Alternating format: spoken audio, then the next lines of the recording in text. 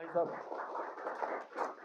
और दोस्तों आप सभी का फिर स्वागत है हमारे इस कार्यक्रम में। और दोस्तों ये हमारा कार्यक्रम जो नशा मुक्त करता है आपको। अगर आप चाहते हैं कि आपके जीवन में नशा ना हो, क्योंकि दोस्तों अगर आप नशा करेंगे तो दुर्गति निश्चित है, चाहे किसी की हो या ना हो, आपकी दुर्गति होना निश्चित है। तुम्हारी क्वालिफिकेशन क्या है? हाँ, इंजीनियर बीटेक किया तुमने? कहाँ से किया बीटेक? हैं? कहाँ पर? दिल्ली, मेरठ, कहाँ? ओखला से। और हालत क्या हो गई? मतलब एक इंजीनियर को कहाँ होना चाहिए था? यार अपनी जॉब पे होना चाहिए था, एक अच्छी सी कंपनी में होना चाहिए था, गवर्नमेंट सेक्टर में होना चाहिए था। और है कहाँ? क्या यार, ये दुर्गति नहीं तो क्या है ये? मैं अपनी मम्मी से दूर हूं, मैं अपने पापा से, मैं अपने बच्चों से, मैं अपने धर्म से, मैं अपने संविधान से। देखिए दोस्तों, भगवान कृष्ण ने एक बात कही थी अर्जुन को कि जो ये सृष्टि है, आप अगर इस सृष्टि के साथ साथ बहते हैं, उस बहाव के साथ अनुकूल चलते हैं, मतलब उसको समझ लेते हैं कि मुझे कैसे करना चाहिए, क्या करना चाहिए। समझे इस बात को? बहुत बड़ी बात थी ये, क्योंकि महाभारत हुआ था और अर्जुन दुविधा में था कि यार बहुत मौतें होंगी और बहुत लोगों को मारना पड़ेगा और बहुत लोगों की मौतें देखनी पड़ेंगी। तो उन्होंने जभी तो यादा यादा ही धर्मस्य वाला वो एक श्लोक है, हम महाभारत में हमने सुना था, सभी ने देखा है, समझा है कि जब जब धर्म की हानि होगी तब तब मैं आऊँगा और उसे ठीक करूँगा। तो उन्होंने कहा जब तक हम सृष्टि के अनुकूल चलते हैं, उसके बहाव के साथ साथ समझ लेते हैं कि क्या करना चाहिए और क्या, हाँ, क्या अनुकूल है और क्या विपरीत है, प्रतिकूल है। तो जो लोग इस बात को समझ लेते हैं, अगर जब जब हम सृष्टि के अनुकूल नहीं चलेंगे, समझिए इस बात को, जब जब हम तब तब वो बहाव में बाधा चुनौती आएंगी, प्रॉब्लम्स आएंगी। फिर जो चीजें होंगी वो प्रतिकूल होंगी, रिएक्शन आएंगे। फिर प्रकृति के भी आ सकते हैं, आपके जीवन में जो चल रहे हैं चीजें उसमें भी आ सकते हैं, फिर उनको फेस करना। अब जैसे वो कहते हैं सृष्टि में हो सकता है कि भाई साहब भूकंप भी आ जाए, हो सकता है बहुत सारे ऐसे हादसे हो जाएं जो इंसान के जीवनों की तबाही हो जाए। तो इसलिए वो ये कहते हैं कि सृष्टि के वो बहाव के साथ ही हमको, और जो हमारा संविधान बनता है, जो हमारे धर्म की किताबें हैं, दुनिया को दो ही किताबें चलाती हैं, या तो संविधान होता है और या तो धर्म होता है। इन दोनों किताबों के मुताबिक पूरी दुनिया चल रही होती है। देख लो आप, पूरी दुनिया किस पे चल रही है? धर्म और, दो ही किताब है, दो ही किताब है, एक आसमानी किताब है और एक जमीनी किताब है।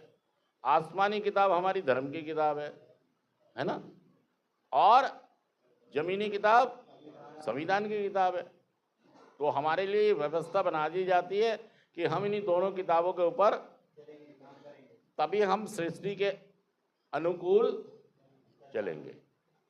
और हम क्या करते हैं? हम नशे में फंस गए। हम ये बात तो, और नशे में फंसने के बाद हमारे से ऐसी ऐसी हरकतें हो जाती हैं जो ना धर्म की किताब में लिखी, ना, सच कह रहा हूं, मैं झूठ कह रहा हूं, फिर उसके प्रतिकूल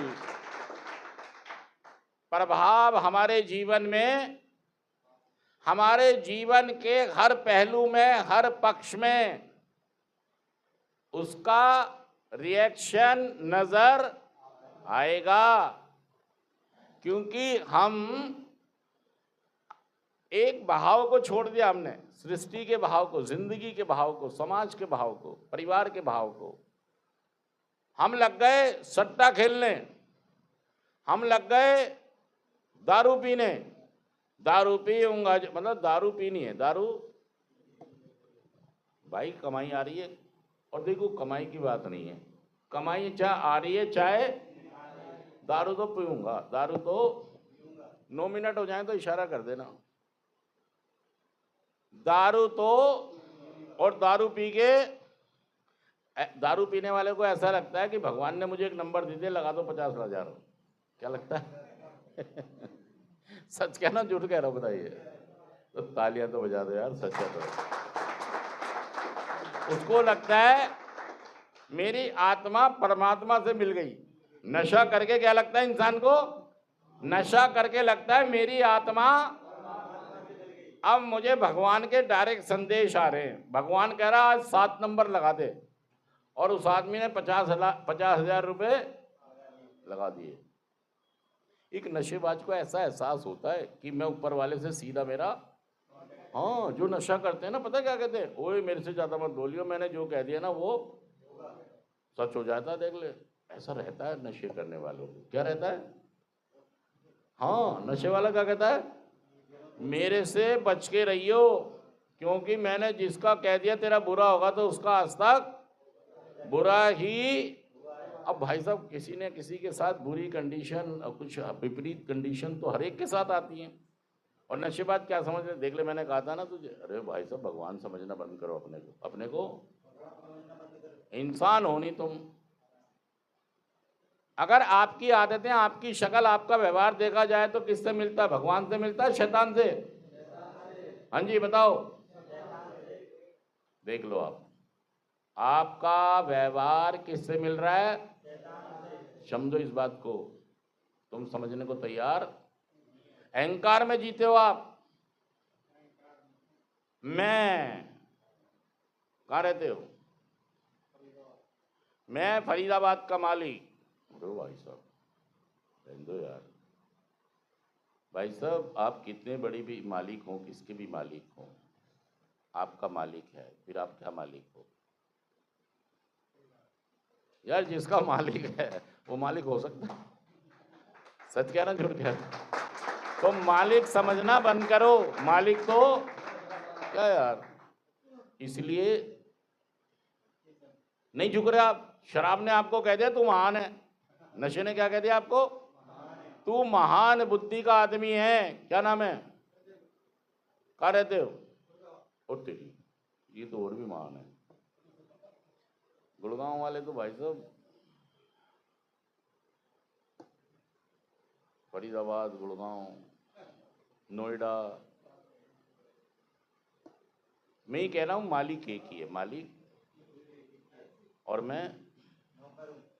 अब देखिए, मैंने बहुत बड़ी बात कही है कि हमें इस तरह की बीमारी है कि हम इस पे अपने आप पार नहीं पा सकते। हमें सहारा, हमें नशा मुक्त होने के लिए एक ग्रुप की जरूरत है। जैसे कोई इंसान होते हैं ना, कोई अंधा है, ब्लाइंड है, तो ब्लाइंड आदमी को किसकी जरूरत पड़ती है? अपने ही जैसे लोगों की। मतलब ये नियति ऐसी है ना। कोई आदमी गूंगा बहरा है, वो रह तो सकता है हमारे साथ, लेकिन गति नहीं है। सच कहना झूठ कह रहा, उसकी गति नहीं है। उसको गति कहां पे मिलेगी?